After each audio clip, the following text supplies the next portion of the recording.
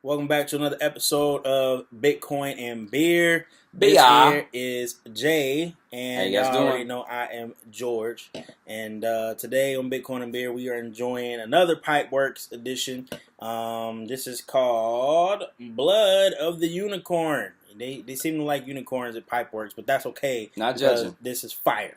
I'm a fan of this shit right here. This is really good stuff here. Pipeworks, y'all need to send us a check, you know what I mean, or Okay. an endorsement, maybe a free shirt or something Or like that. You know what I mean? cryptocurrency, okay? Right. Our e-wallet information is below. And that's for everybody. We're not discriminating. Hey. All y'all can donate. If you like Whatever. the video, and leave a comment, engage with us, and donate down, you'll see all the wallets there. But we'll go ahead and get into it. Today's episode, I really just want to talk about the fees in the network that you all have been seeing on like Coinbase and other exchanges, and how to kind of get around some of those. So I'm gonna tell a quick story of what happened to me, and why it's some huff the magic dragon, if you will. Yes. And I'm going to explain a new potential price surge in Litecoin very soon.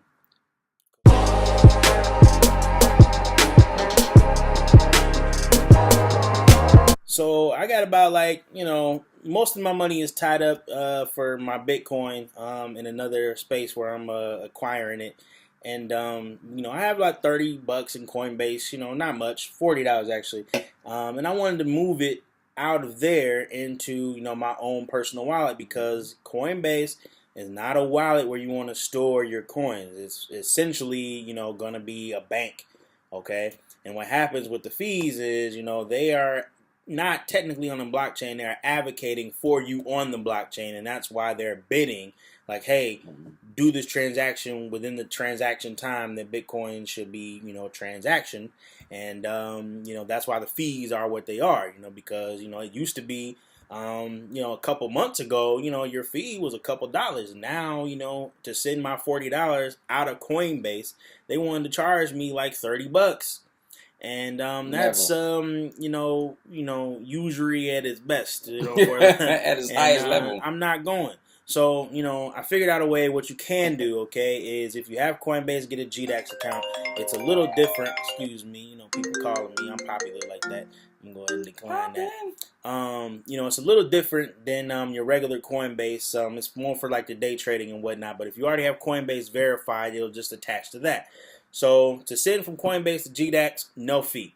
Do what you got to do in GDAX. Send it to wherever you want to send it to, no fee. Okay? So if you're trying to just hang on to your coins or any other stuff and you want to send it to a wallet like Exodus, highly recommend Exodus. That's pretty cool. You can switch from crypto to crypto and, have it there.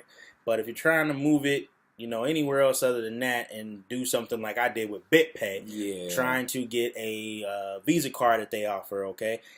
They want to charge me like $25 for the card. They say it's $9, but then they charge you some clearinghouse fee, which I don't even know what that is. So BitPay, I really would like y'all to explain that.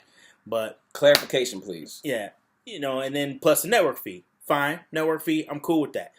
But the network fee to get it going was again like $30, plus. And on BitPay is pretty cool. You can set your own, kind of network fee that you would wish to pay. So here's what happened.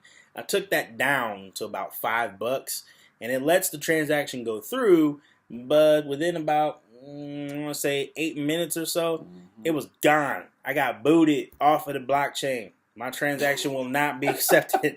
So who does that happen to? So there's really, that fee, man, it's just going to be what it is. And, that's a whole nother episode that we'll talk about actually in the afterthoughts on Library about Bitcoin Cash and, the difference between the two and, why. A lot to say about it. So check us out on Library. I'll have a link for that, and then you can see the rest of that. So we go ahead and talk about the Litecoin and what we feel is going to happen with that. Yes. First.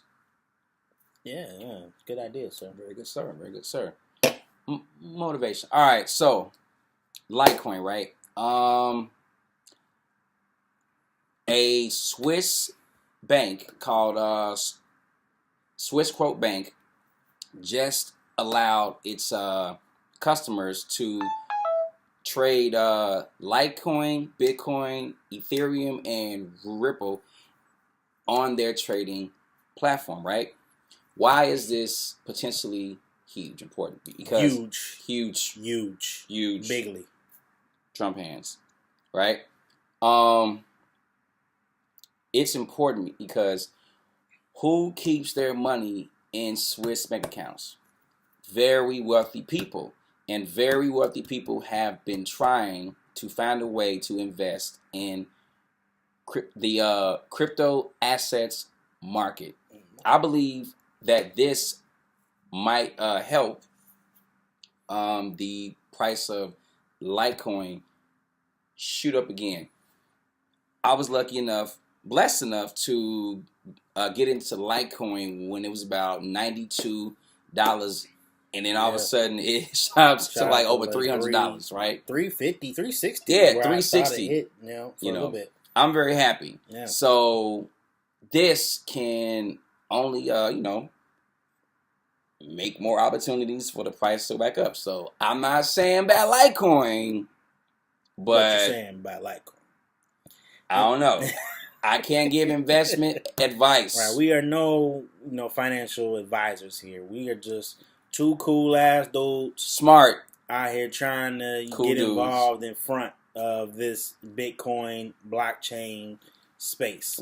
We are trying to break this down in very simple terms so anyone can understand it. Right? Not all this tech talk. Right. People need to understand because this shit is happening, man. It's really, really happening. I just want y'all to really understand that. So, real quick today, like you were saying, that they passed the tax reform bill, and we'll talk about in library as well, kind of what that'll mean for us cryptocurrency investors. But just on a broad level for you all watching, you can kind of tell them what that means. All right. So look, okay. From my understanding and my research, I have never seen a period in human, forget it, a modern era, that any kind of tax changes has actually benefited majority of a citizenship population. I've never seen that. Tax reform always, excuse me. Well, you can't handle your tax reform always benefits. Tax reform always benefits very wealthy people. I'm just putting it out there. With cryptocurrencies, you can be on the other side of that. Yes. And I'm not mad at them, man. I'm just going to go out here and get my money so I can move up. They took the tax bracket down to what? From, how many was there before? I don't know. I think it's about 8 or 9, something crazy. Down to what? 5? Yeah. 4? That's about 4. I'm just trying to hopscotch my way to the other tax brackets so I can take advantage of all the because we know gifts they do not tax very wealthy people.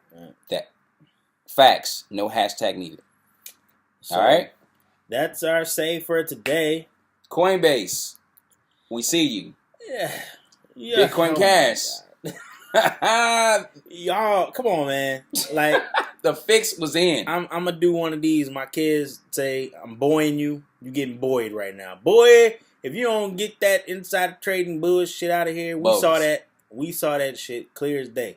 How did the price come from around $3,000, shot way up to $9,000 for 8 minutes, and then trading was halted?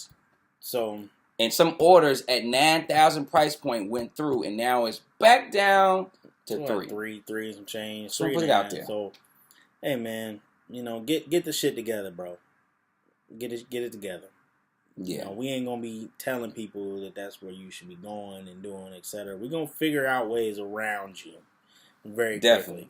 All right. Wow. Well, with that, drink this beer. That is another episode of Bitcoin and Beer. Thanks again for watching. Shout out to my barber, Atlanta, fresh. Yeah. I got the little mohawky thing still going on. Okay. The wife likes it, so I'm gonna keep it rolling. But, that's all that matters. So, all right, y'all. Until next time. Peace.